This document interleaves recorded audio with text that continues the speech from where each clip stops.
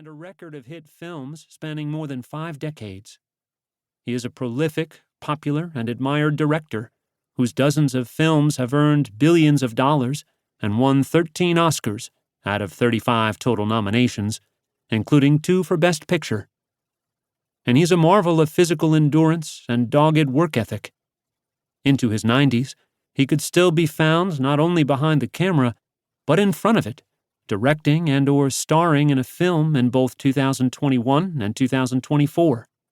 He's old enough and deserving enough and chiseled enough to be on Hollywood's Mount Rushmore, and it's a fair bet he could serve as contractor on the job and get in a couple of swings of a hammer. In the popular mind, in the most common image of him, he is gruff, flinty, squint-eyed, stoic, even sadistic, prone to slow burns and violent outbursts, a vessel of privilege and patriarchy. An old guard warhorse clinging to power, fame, wealth, and righteousness long past his sell-by date. From his violent westerns to his violent cop movies, to his late career films that can seem to promote vigilantism and distrust of government, to his cameos in the political world, to his, let's call it, complex history of wives, partners, and children, he seems, at a cursory glance, the sort of dinosaur who gives other dinosaurs a rotten reputation. But, of course, that's only the surface, below which other pictures emerge. A shy kid from a surprisingly comfortable upbringing who learned his crafts and rose to their summits, acting, directing, even music composition, with exacting and painstaking rigor. An iconoclast who changed the business of movies to his advantage while toiling within the system.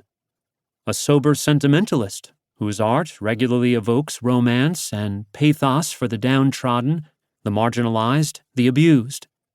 An inconstant lover who regularly abetted the careers of his romantic partners, and who, incidentally, directed and starred in one of the greatest films Hollywood has made about grown-up love.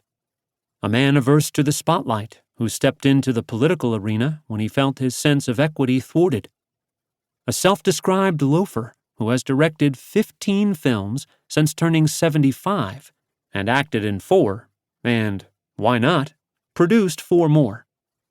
We picture him most vividly, of course, as he has appeared on screen, squinting through cigarillo smoke in A Fistful of Dollars, or The Good, the Bad, and the Ugly, imposing rough justice at the point of a .44 Magnum in Dirty Harry and its sequels, cavorting with an orangutan in Every Which Way But Loose, sowing moral vengeance in the Old West in The Outlaw Josie Wales or Pale Rider, abandoning farming for murder for hire in Unforgiven, grudgingly training a woman boxer in $1 Million Baby, standing up for his neighbors despite his racism toward them in Gran Torino.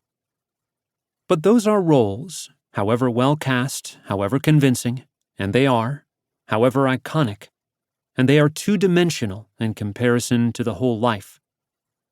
The reality of Clint Eastwood is far more rich, knotty, and absorbing. A saga of cunning, determination, and conquest. A great American story about a man ascending to the Hollywood pantheon while keeping a gimlet eye on its ways and habits and one foot firmly planted outside its door. To think about him is to consider the history of movies and of America itself. How the idea of what a man is and should be has changed over decades. The ideals of self-determination and hard work and communitarianism. The notions of privilege and merit and grace.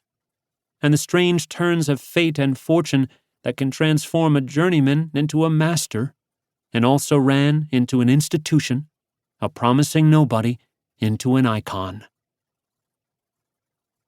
So who is Clint Eastwood, really?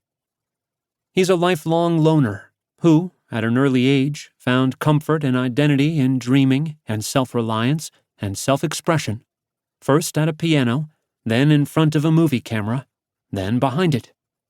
He's a self-styled man's man of an almost extinct generation and ideal who finds virtue and worth in physical activity, sexual conquest, financial independence, and the ability to tell bosses and other big shots where to get off. He's an old-school libertarian who believes in small government and big business.